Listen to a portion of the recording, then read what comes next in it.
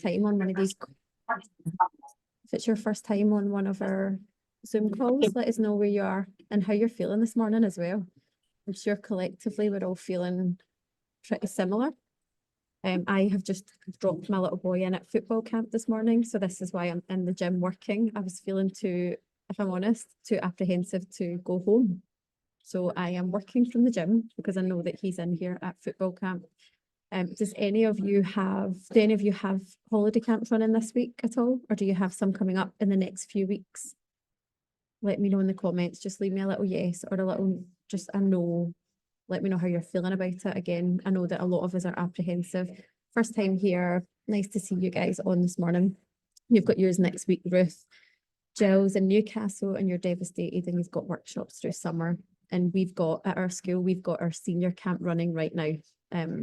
So yeah, not nice. Yes, we've had lots and you're nervous to advertise. I get it, Abby. And again, that's why I think it's important to talk about this.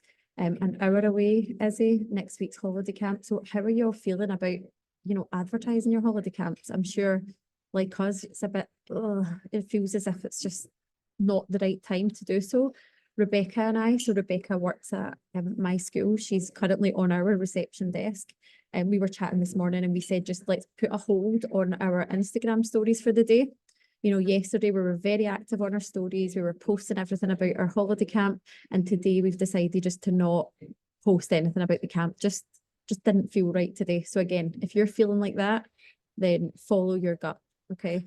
Summer camp's coming up, you're feeling nervous and devastated. I cannot stop thinking about them. You're running today, Becca. Leeds with classes in Bradford, 3 Taylor Swift workshops booked. It's that as well. I know loads of you've got Taylor Swift events coming up. Morning, thank you so much for doing this. My dance school is based in Cardiff, upset and apprehensive. Yeah, we're all feeling the same. And listen, I need to just start this call by saying I am not coming on here as a safety expert at all. I'm here as a mum and as a dance business owner. Okay, and I'm not coming on here with the answers for everyone. I need to just start by saying that. I thought collectively we could have a chat about how you're feeling first of all, and maybe some action steps that we can take after this call. Maybe when it comes to communicating with our parents, I don't know if any of you have already been in touch with your parents, but it's maybe about composing an email to reassure parents that you're doing what you can. I seen in one of the Facebook groups yesterday, someone got an email from a parent, worried and stressed and asking what they were doing. So you might find yourself in that position as well. And I think in that instance, it's best for you guys to just sort of grab the bull by the horns and communicate to your parents so that they don't have to come to you. So we can chat about that sort of thing today. We can chat about what you currently do in your school and what you're planning on doing now after this. Again, I've been having loads of conversations with some of you. Amber, who's in our community, message this morning saying that she is waiting on a quote to get a brand new door fitted in her studio, with codes and everything on there. So we can definitely just chat through options. And really what I want to happen on this call is to try and put everyone's mind at ease and remind ourselves, as sad and as devastating as this is, that it is a freak incident. Okay. We can't just let ourselves live in fear of this and think we're not running holiday camps. We can't do, because it's devastating, but we can prepare and have all these procedures in place and things can still happen. Okay.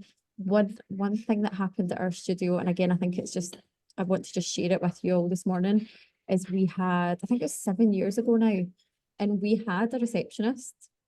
Our door was locked, and this 18-year-old boy, he was full of drugs. I'm sure the drug was called spice, and it was going round, it was rife in Glasgow at the time.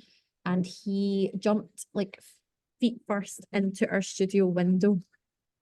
So, we had our receptionist on duty, we had our doors locked, kids were all safe in the studio, and this boy still jumped through and he tried to get in the studio. He had blood everywhere. And, that was like an incident that we couldn't have stopped happening. We've got a Taylor holiday camp running this evening. Alice feeling so sad about the events and super anxious about everything, devastated for everyone. So I think we all feel pretty much the same. Still can't get my head around it. We've got workshops over the next few weeks. You've all got exams this week. Just doesn't feel right. Yeah. First time summer school in a couple of weeks, accompanied by my clingy 1-year-olds. On the way back from your holiday, Natasha, it's awful. Your camps are done and you can't stop thinking about everyone. Gillian, you've got your camps running next week, so you're apprehensive about it now. So have any of you guys that are on this call had emails from parents querying or mentioning the incident? Just feel free to pop it in the chat. Fiona says, I don't want to email parents anything about readdressing security until I know whether we will be able to change anything. Fair enough, Fiona. And again, that's a good way to look at it. But I just think if any of you are getting messages, so Amy says, yes, a few messages in support, but also worried. So all we can do is reassure. A few messages. I haven't as of yet, but want to be prepared. And I think it's that as well. It's knowing what to do, isn't it? Sometimes when something like this happens, you don't know what to do. It's like, should we address it? Should we not? Laura, I'm sure you're on this call. I know you said yesterday you had some social media posts scheduled and you were like, I don't know whether they should go ahead or not. It's like that feeling of, is this the right thing or not? I'm from the area that this happened. Oh God, Emma, this venue will be a venue that is rented out to community activity providers. It will not have been a venue that the instructors I operate at community venues and this is a major issue that needs, yes. So that's what I've got. I've got a few wee things on my notes here. And that's the thing, if you don't own your studio space, you're going to have to speak to your venues because it's, it's their duty to make sure the space is safe. It's not only yours. Izzy had a parent asking what steps we'd be taking next week for further security. Nicole, no, we've not had anything. I'm going to do a Facebook Live to mention it and remind them of what we have in place. So let me know what you guys do have in place currently. Let's chat about it. Let's put it in the comments. Are we all doing a risk assessment every day, Gary is asking? And I don't want anyone to stress or freak out on this call. Like that's not, that's not the purpose of this. It's just to try and help all of us get some clarity about what we can do to improve the way things run at our school. Not yet, but we've done a Facebook post to say we're looking at our security in the studio. We're likely to implement a keypad entry and give parents the code. We don't have a receptionist though. I'm not sure if it's something we should get. Again, even having a receptionist, Gillian, yes, it might make you and your parents feel better. And yes, it could be a measure, but if somebody wants to get through and get past the reception desk, they could. And I'm not saying that to scare anyone. It's a fact. So if people really wanted to get into the building, they probably could find a way. But it's just looking at how best, what we can do best. So Rebecca's saying our door's locked at all times and people need to buzzer to the door and manually unlock it from our side. But again, that brings in as well sometimes, and I've seen this on some of the chats, it brings in, fire safety as well. So it's like we need to make sure we've got updated policies and procedures to cover a lot of all events. I've posted on our parents page that we're reviewing our safeguarding and lockdown policies today and we'll share updates with the parents. I've already spoken to our hall committee this morning. We are researching a key fob entry system. I have been raising concerns for years. So especially any of us that are in rented venues, community halls, whatever it is, make sure you're getting in touch with them and expressing your concerns. They should already be taking action, I would imagine anyway, but you want to make sure you're having that conversation with those people today. And if you are thinking about going down the route of reception staff or someone at the front desk, you need to also consider that is going to be a cost to your business. And that might mean that you need to increase your prices accordingly if that's going to make parents feel more secure when their kids are in your care. Then if that's a route you need to go down, you have to decide. We have emailed out with reassurance and confirming our procedures. We have a video access door. Sometimes parents don't close it properly behind them, so reminded them to make sure it's closed on the way in and out. I also come across something just before I came on this call that I think might help people, and I'm just going to share. It was a website that came up. It was called iPath. Some of you might have heard of this. They just posted into the dance teacher hub. And it was, I'll do a share screen because I literally just pulled it up before this call. They have shared a free download for handling armed intruders. Okay, and they said in the Dance Teacher Hub that you can download it and you can edit it accordingly. So, I mean, there's no harm in going on and having a little look at that. I'm sure I downloaded the PDF here, and it's just outlining, you know, what you would do in such circumstances. So again, if you need to update policies and procedures, have a look on there, even if it's just for ideas. What else have we got in the chat? Magnetic lock secure door system. Receptionist to manage opening the door. No one else is allowed in. Full CCTV system. Signing in, signing out. Parents need to come to the buzzer door to collect. I've seen so many schools jump on saying doors locked, parents outside, etc., and the passcode. But as I said, I have a hired space and usually younger parents sit in the waiting area, which you have to pass to enter the dance space, and wasn't sure if this evening it's better to still allow this, as in theory, anyone would need to get past parents before getting to the dance space. Thinking of locking the doors for classes, and I've seen a few people suggest maybe having the studio doors locked, but not exactly the main building, you know, the main entrance. But again, does that bring up other hazards? Do people using church halls, community venues lock the door? Kelly says we do. Gary says in your own studio it's easier, but especially if using shared spaces, we need to be doing a risk assessment for each day class, toilets, doors, windows, exit routes, etc. But it's just, I guess, knowing what to do in the case of, you know, an unplanned incident that none of us, I don't think, no matter how much training or knowledge we all have, I think being put in such position would just, it'd be terrifying. And your natural instinct would, of course, be to protect the kids, which I'm reading that the adults in the room did, obviously. Sorry, Gary, we will speak. Sometimes I know the tone doesn't come across when you're typing stuff, and like sometimes it can sound as if I'm being a bit preachy saying all that stuff. No, we're But here to share. Literally, please share. We remember the Youth Scotland as well, who are like all, they sort of encompass all kind of youth work, not just like creative art stuff. Okay. And they've got really amazing resources for all this stuff as well. They've got like lawyers that have put this together and experts. So if anybody wants to look into Youth Scotland, do that.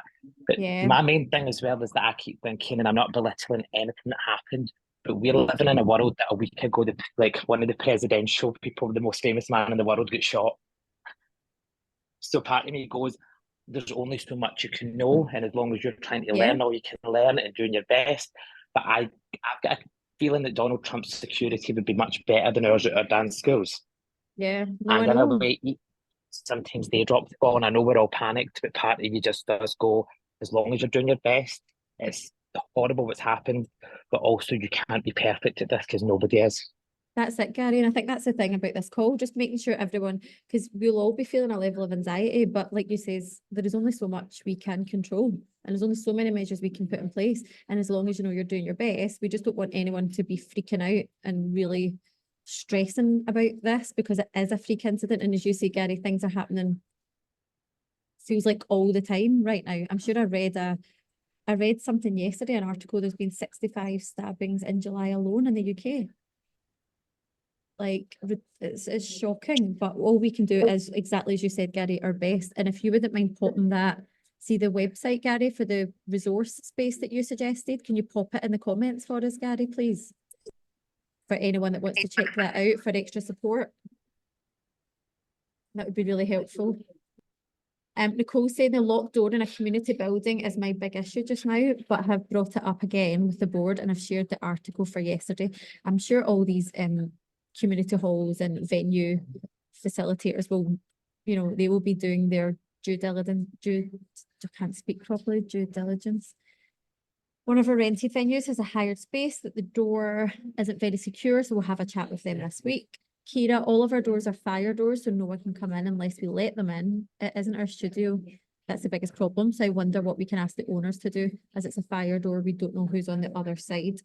It's, you know, maybe can you have the camera buzzer entry, Kira? Could they fit something like that to give you peace of mind and give your parents peace of mind?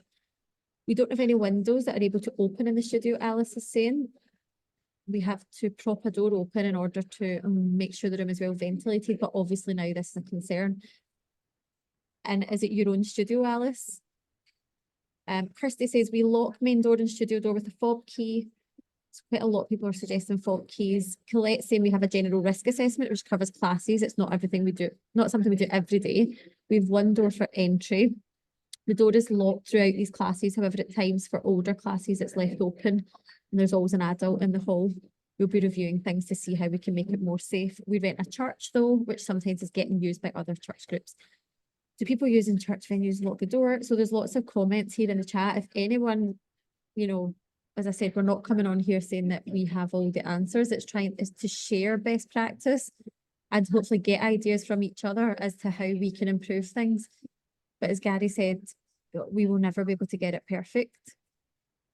And if anyone fancies unmuting themselves to chat, I would love to hear from you, whether it's ideas, suggestions, things that work really well for you, whether it's in rented venues or in your own studio. Please feel free to come on and share. Kirsty, we've got our own studio. Yeah. We're in a rented venue, like it's like a church hall, and they have just since the beginning. I've always thought it was a bit of a pain, but actually now it's really important actually, and I'm glad that we have it. But they've got like a lockbox outside the door where the code changes daily. Okay. So like if someone's got the code, you have to text for it before you go to the venue, and then they'll give you it within a certain time. So say your class starts at 5 o'clock or whatever, the code will only work for the times that you're in. And then it changes. So it's like good security for like people, just random people hearing what the code is. It changes literally every day. It's like a 5-digit thing. But the code for the lockbox has the key in it, and then you open the door, but the kids can't get out the build. The kids can get out the building, but no one can get in. So the only people that can actually access the building is anyone who has that code for that day at that time. Does that make sense? Yeah. And how do they communicate that with you? Do you get text or It's just a text, yeah. Yeah, I can actually, I might even message and ask what the company is that they use for that, because it's quite easy for them just to pop that in, and the key's in the box, but the box is obviously really secure. I don't know, bulletproof or whatever, but you know what I mean? Like it's a good way.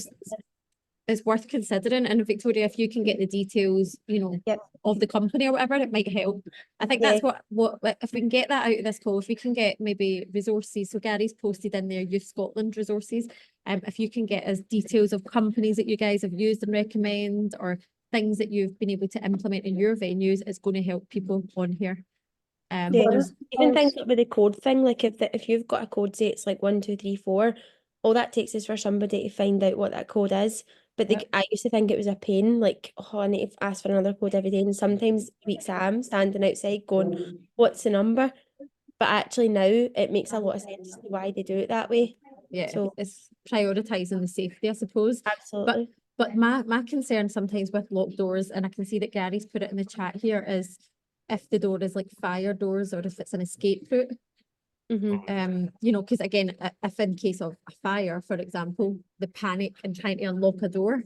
Yeah, see, ours is like a push bar, so the kids can get out, but no one can get in. Okay, makes sense. Which is, I think it is classed as a fire door, to be fair, and it's a glass door as well. So I actually make it dead clear, like when my kids start, if they start a class, I say to them, and still to this day, like regardless of what age they are, they'll come to the door and say someone's at the door. Like no kids are allowed to answer the door, regardless if they know who it is. An adult or a teacher has to answer it. So it's a glass door, they can see out, but no one can get in, type thing. The thing that's happened up north. Well, there's someone's asked in the comments, do we do evacuation drills? How do you explain to preschools why you need to do it? And I'm worried about scaring them. So would anyone like to come on and share about that? Nada has asked that question in the comments. The policy that I shared earlier from IPATH, it has got procedures like that on there, you know, doing some drills and getting some practice in. But when it comes to preschools, again, I suppose my kids they've done drills before in nursery. So at preschools, you might find that if they're in nursery or with childminders and things like that, they might be doing. As part of my insurance, I need to do a drill twice a year. With all the entire school? Yeah, at each class, I need to find off that they know they get out the building. And see, to be honest, as long if they're going to any clubs, any nursery, any type of like formal setting, they'll be used to it.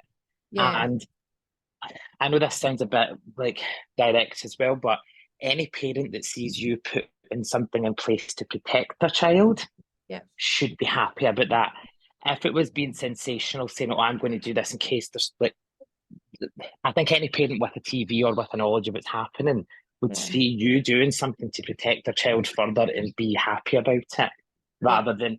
I think it would probably unsettle me more if I noticed that you had done nothing about it and the doors were wide open. Yeah, I agree. Even when I was dropping my little boy into the gym into football camp this morning, they actually made me sign another sort of form on their iPad, even though they already have all the information. And even that for me just made me feel better. Don't know why, but you know, I had to fill out more contact details, emergency details, all of that. So just making sure that everything is up to date and that your parents do know that you're doing your best. There's loads and loads of comments in here. Natasha saying we do fire drills every term. Kira saying she does drills with a pretend fire alarm and they're really good about it. Definitely preschoolers will be doing this in their nursery setting. And we notify the parents in advance. So do you all do that? Do you all notify parents in advance of these drills? We also have a map drawing of our fire drill muster point and the welcome packs. So again, can you include these sort of things in the welcome packs? What do you say you're evacuating for? Nada's saying fire. So in all of these drills, I know we're discussing fire, and I know this is not the case with the incident that we are talking about. But are you all doing drills when it comes to fire evacuation? Because again, what about when we let children out? I don't have parents come into the building, so we open the doors and parents wait outside like a school, one by one to go out. I think that's quite common, Kira. We say in case of an emergency, so just any emergency, Natasha, but keep it positive with the kids about this is how we keep safe. So just, again, watching the language that you're using. We're not doing any of this stuff to scare you guys, and we're not doing it to scare the parents. Fire drills are all good and well, but that's not going to help if something like yesterday happened. I think the biggest issue is our studios are empty spaces. There's nothing to hide behind to protect from being attacked. In schools, they can hide behind desks, etc. And again, Harriet, that's a very valid point. And it's so that in that case, you know, I think we just need to keep bringing ourselves back, as devastating as this is. It is very, you know, how many schools are there up and down the country? We need to just not, I guess, catastrophize over this. And instead, it's like, right, what can we implement safely and sensibly to make your space feel safer for you and your team? And most importantly, obviously, for the families that come to your school. Emma's saying, I've never done a fire evacuation as I use community venues, so it's not in my control. But Emma, if in case of a fire, it would be your responsibility. If you don't have like staff members in there for the centre, unless it's like a fully staffed centre.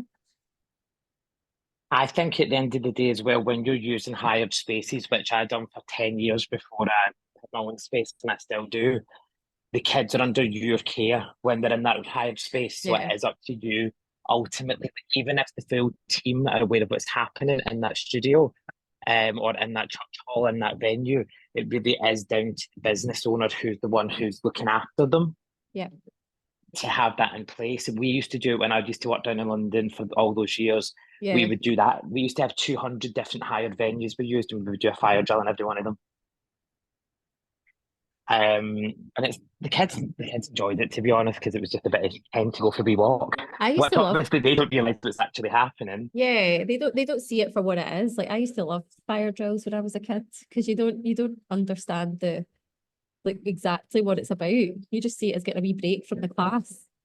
Yeah. And my other thing about what I was saying about risk assessments is it is really valid to do them every day in every class, because risks change every day. We used to use a hired venue that one time one of the kids went to the toilet and caught someone taking drugs. And it was effing wild in the middle of East London.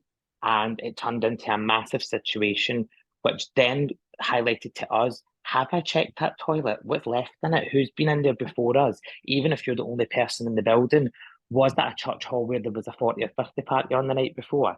Has someone left? That sounds ridiculous as well. We had a child who walked out with a condom in their hand, and that was in a shared space.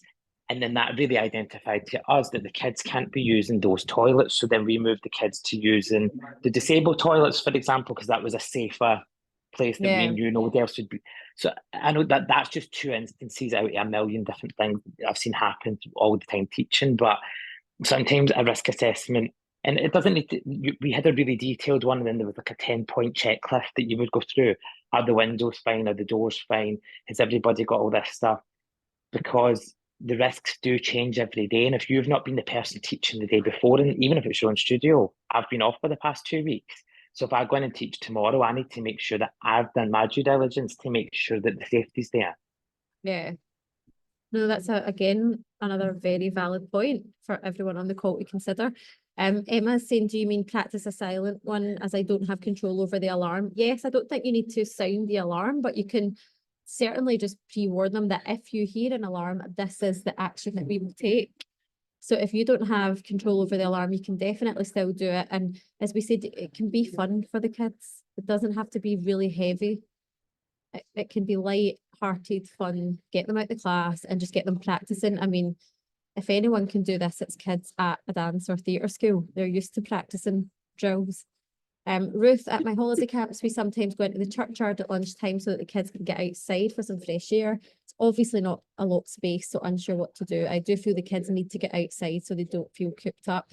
And again, that's up to you to, I suppose, risk assess that, Ruth, and maybe just make sure that you do have the parents' consent in advance as well. Because what I hate to see happen when, you know, really tragic incidents happen is people just stop living and just stop doing, you know, like Ruth, that's maybe something you've done for a long time and you don't want to just freak out now and think, I can't do anything and everyone's walking on eggshells. Because, you know, that's not going to do anyone any favours. We have our seniors in like this week for their senior intensive, and yesterday it was super hot in the studio. So at lunchtime we like propped open the front door, but I was like standing, like I was literally standing at the front door.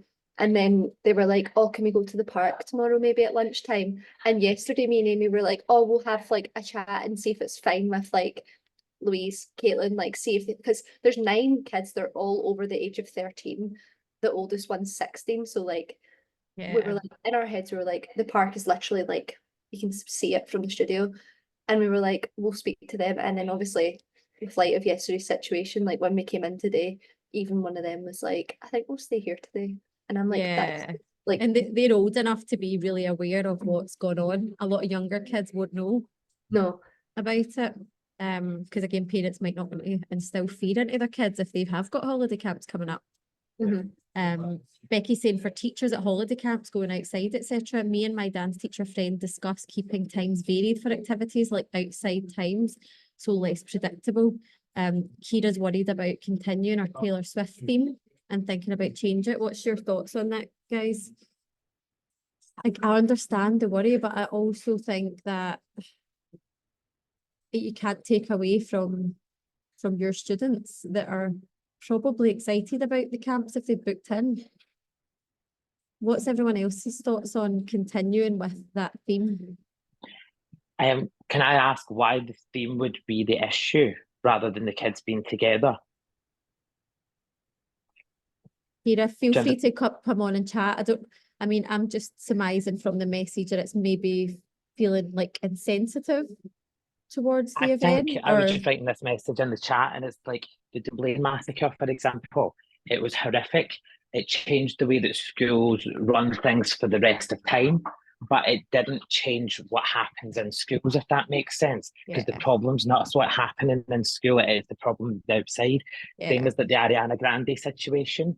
It's horrific, but it didn't change that people had to do live performance because that was something that was needed. It was the security round about it. So I don't think the problem is us. That's the way I'm looking at it. The content we teach, everyone I'm sure in this group is an expert and trained to do what they do well. I think if you're doing that in the best way, the only thing that should change from this is maybe the safety side of it. Yeah. Because I think if a kid's get their heart set and going to something, it's heartbreaking that we're changing it because of other things. I agree. I do agree, and I understand again the concern around it, because you might, and more often than not, when if you know school owners are feeling like that, it's because of fear of what the parents might think. Now, Kira, I might be completely wrong, but I know that some of us approach these things because it's like, will the parents think I'm being insensitive? Is this the wrong thing to do? But I agree with what Gary has said, and I think it would be quite unfair for the kids that are excited about it to miss out. Yeah. Because what is, yeah. Yeah, I'm just going to jump in. I completely agree. I think obviously it's just something that I just have to ask, because I'm sure everyone in the room is probably thinking the same thing of like, oh, I've got the exact same theme. I teach the exact same thing. Is it insensitive because it just happened yesterday? Can I even market it now because of the theme? And that's where I'm coming from. But I completely agree that for me, if I was a parent, I wouldn't think that it was a problem. Yeah. I think I have to think, what are they thinking potentially? Am I wrong to do it? That's all. Yeah, no, I definitely don't think you're wrong, Kira. And I suppose that's why this is important to be able to chat about it openly, because you're probably not the only one that's feeling like that. And I do think maybe in terms of marketing, maybe you don't want to go out and push it today, because that might feel quite insensitive given that it's just happened. But at the same time, your job as a business owner is to show up. And, as Gary said, like, we can't control outside circumstances. And I definitely think, if you're feeling a bit weird about it, Kira, maybe just give it today and then reassess it tomorrow. But again, your parents, you need to be there for your parents. That's the way we look at it when things go on. We've had chats before in our community. I don't know if you all remember, when it was like the Queen's funeral and there was like there's been loads of other things going on, and people disagree with what should happen. But my take as the school owner, we didn't take that day off our classes. And the reason is that it's our job to be there for our families. And some of our kids, I remember that was a Monday afternoon, some of our kids come to us for 3 hours. And for a lot of them, dance is their safe space. It's their chance to come along, be themselves, get around their friends. They look forward to it. So us cancelling classes on that day would not have benefited them. So we made the decision to carry on, because I feel that is our duty as the business owner. So if you can come at it from that sort of mindset, it might help. Yeah, can I just also add, thank you for like also bringing the community together, because I wanted to say that obviously this is quite close to home for me because I live like very close to there, my family do. And I was going to set up a school there, and like 2 years ago, I'm still in talks with setting up a school there with them in Southport, and it makes you almost make the wrong decisions when you're acting crazy or thinking a little bit like, I'm just thinking, my head's all over the place over it, and I'm a bit feeling sick about it. So I think it's quite good to all come together and actually talk positively and make the right decisions and not react quickly as well. Yeah, I agree, Kira, and no need to thank me. I'll be honest, this morning my first thought was, I don't know if I can do the member check-in today, because usually we come on here and we chat sales, marketing, and I was like, it just didn't feel, I felt like I couldn't come on and do it. But then at the same time, I feel it's also my duty in this community to try and support you guys. And whilst I don't have all the answers, I'm not coming on here as a safety expert, purely here as a mum myself and as a dance studio owner. And I know the feelings that you're all feeling because I feel it myself. So yeah, definitely no need to thank Kira, but it's just nice to all be here and feel like we can, move forward together and look at some positive action steps that we can take from this. None of us can change what happened, but we can all, make better decisions moving forward. And I just wanted, I suppose, to have this chance to try and reassure all of you that there is no right and wrong in what you do following this. And just to sort of have confidence in yourself as a business owner that you're going to do the right thing. That's all we can do. We've got a few more comments. I'd be lying if I said I wasn't apprehensive about this evening. Alice is saying, because yours Taylor Swift. I'm thinking that the majority of the children will be too young to know of anything that's happened for them. Exactly. It'll be like any Tuesday for them. It's certainly not something that I've discussed with my kids. they're just too young. I've got a 5, a 3 and a 1-year-old. My 5-year-old's away into football camp. I don't want to put the fear into them. So if you've got young kids holiday camps running, the likelihood of the parents telling them is very, very slim. I'm holding off advertising, Laura's saying, because I think the general public need more information. Yes, there'll be more information coming out today, no doubt.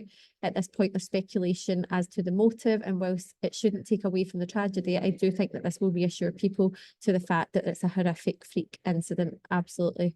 I'd look at the heart space. Oh, Emma said she just looked at the space in January to use as a venue. Oh, no problem at all. We had a fire in the community centre building and the person in charge was hit with smoke inhalation. So I ended up evacuating the whole building, which is a big community centre. Terrifying and scary when it became real life, but thankfully you'd practiced it. Like, you know, having the knowledge is helpful and it is powerful in these situations. You can take charge and you guys can lead. Again, our job as business owners is to lead and to make people feel at ease. I knew the setup for the centre and was able to step in and evacuate everyone. Like, what an amazing job that you were able to do that.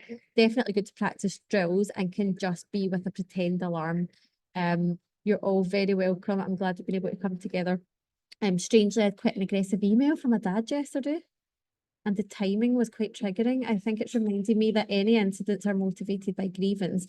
And so although we don't know the motive, it's a reminder to ensure we are dampening any grievances. Absolutely. An aggressive dad, who needs that in their life? Victoria, this is a link to the lockbox I was talking about. So Victoria's popped the link to the lockbox. If any of you guys are interested, if you've got your own venue, even if you don't, maybe take the link and pass it on to whoever owns your venue. I think the main thing out of this is just looking at action steps that you can take after this call. So let's list some action steps that you're going to take following this call. Ours is certainly communicating with parents, not to freak out. Okay, it's not going to do anyone any good. Just continue to support each other inside this community. And just look at ways that we can make our spaces safer, and don't overstress that it might not be perfect. Just do the right thing and do your absolute best, and reassure your parents as best you can. Contact your local police station. Every local police station's got a community department who are more than happy to come out and speak to people about safety and about stuff like that, because obviously they'll know the exact rules in your area. Yes. I work alongside the police and a lot of the other stuff I do. And they're a service that are there to be used, if that makes sense. Same as your local fire department. Get in touch with them. Get in touch with your local council and see if, even if you're a business or a charity or a dance, whatever you are, there's usually funding available to help improve security and stuff like this. There's usually like initiatives on saying, how can we make places safer? So contact your local councillor and say, is there anything we can do as a really proactive organisation in the area? We're trying to make everyone as safe as possible. Can you signpost us to anything? Could they get full departments on this? And I'm thinking it's remembering that no matter how big or small your school is, your local council, your police officers, they're much bigger, and that's what their job is to help you. Love that, Gary. Thank you so much. And again, it's in everyone's best interest to keep your dance school a safe space. So as Gary says, get in touch with the local police. Gary, you're just so knowledgeable about all this stuff. Always. I literally just finished doing a master's in like youth work development, child safety, like, so yeah, it's my thing. Laura said Gary for Prime Minister. You've always got all the right links to people in the councils, and you know, it's great. I love it. Thank you. Someone's asking if this will be recorded. Yes, so we have recorded it. And any links, there's links in the comments here for, you know, places that you can go for either more information, better resources. But I think just looking at, you know, how we can update our current procedures, how and when will you start introducing more drills? Amy's saying one of her parents is a police beat cop and he's already booked in a meeting with me to help. Love that, Amy. So, you know, knowledge is power. And I know that in certain situations, things are going to happen, but you can just do your best. So go and take some action, get in touch with your local police department, whatever it is that you're going to do, and just take some action. And sitting, you know, still and freaking out is just it's going to not be good for your sanity, basically. So we can all just go and take some positive action off the back of this and just continue to support each other.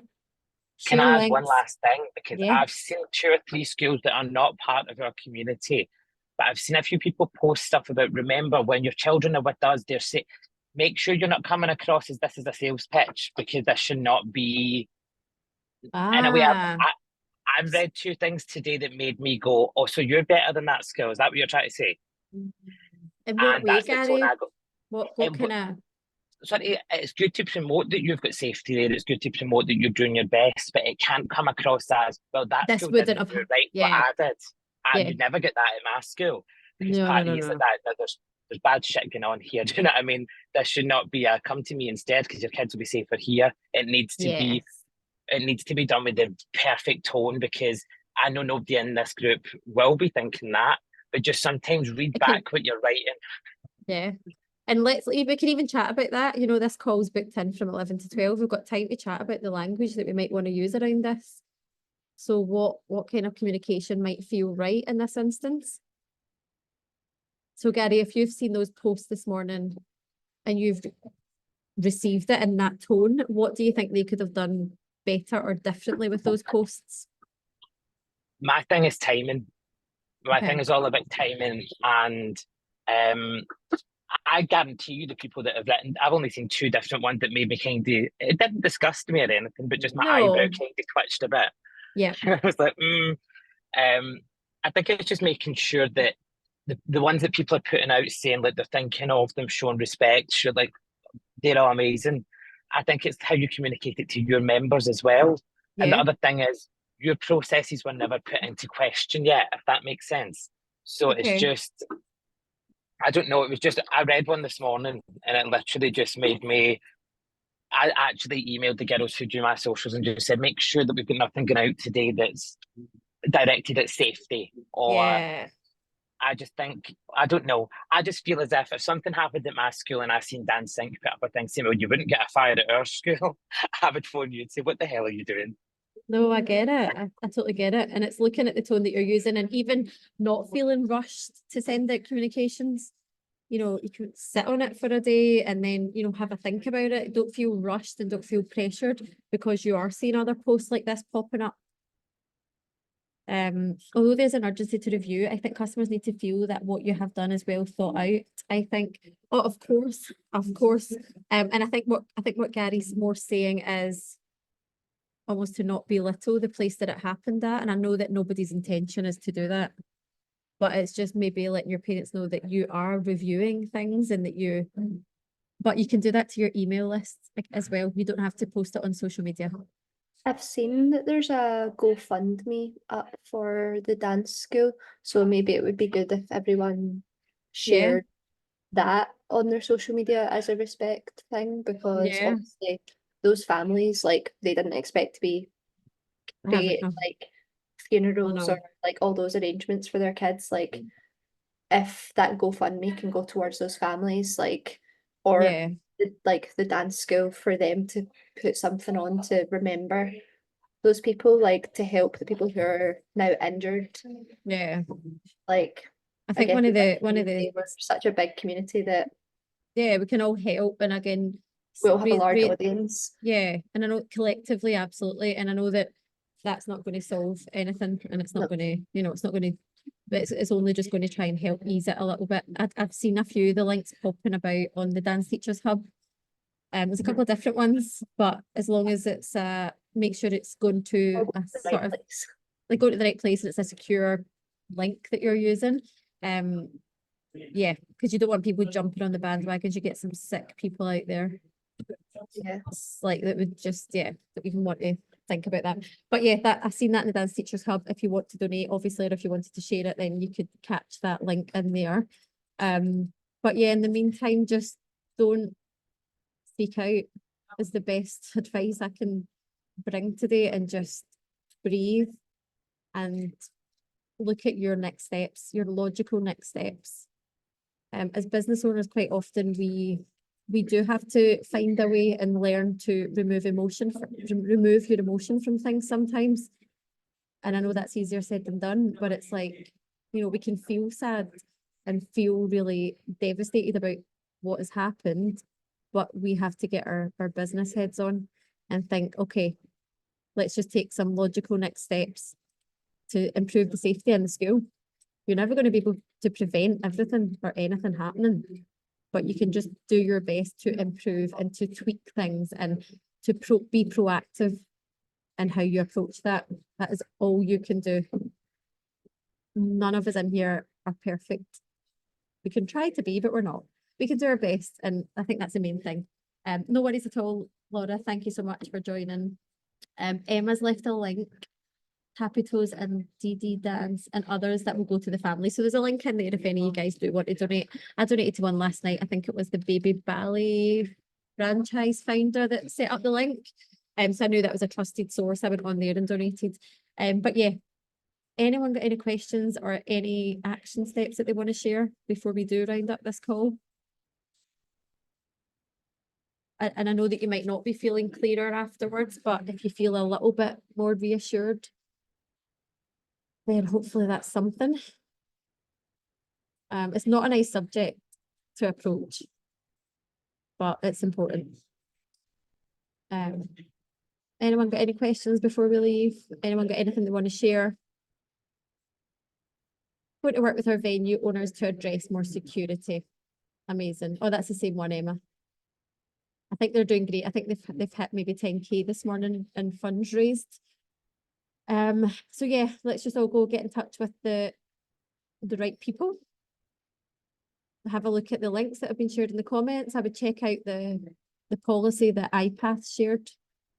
So their website, I think it's My main thing is, and I've literally done a million courses on, like, I've done a course the other month again on like suicide prevention training. And I know that's not the same thing, but it's obviously someone who's in a tense situation who you want to, they feel as if you need to talk them off the ledge, if that makes sense. Yeah. In that situation, the training will provide you with what you've got. But again, at the end of it, they'll always like say to you, this won't work in every circumstance. You cannot be prepared for every circumstance. There is nobody in the world that can be. So I know that doesn't actually make anybody feel better, but as long as you're doing your best, there is no way in the world that you can be equipped with every answer. Yeah. So I think that's the best way to think of it is you're doing your best, you're going to improve, you're going to look over the stuff that you've got in place already, do the best you can, but just also don't put pressure on yourself to be perfect because it can happen. 100%. We all need reminding of that, I think. And please don't thank me. I'm embarrassed to even think that this call was happening anyway, and we could not have come on this call and chatted about anything other than what happened yesterday. But it's just nice to bring us all together. And as I say, I don't have all the answers. We'll be reviewing things in my own school. And the main thing is that we just support each other and remind yourself that you can only do your best. Okay, so go and make the phone calls, update your procedures, and you know, if you need anything, feel free to send me a DM. But yeah, that's all for today's call, guys. Thanks so much for taking the time to join us this morning. If you've got holiday camps running, all the best, and I'm sure they'll go amazing. Thanks, everyone.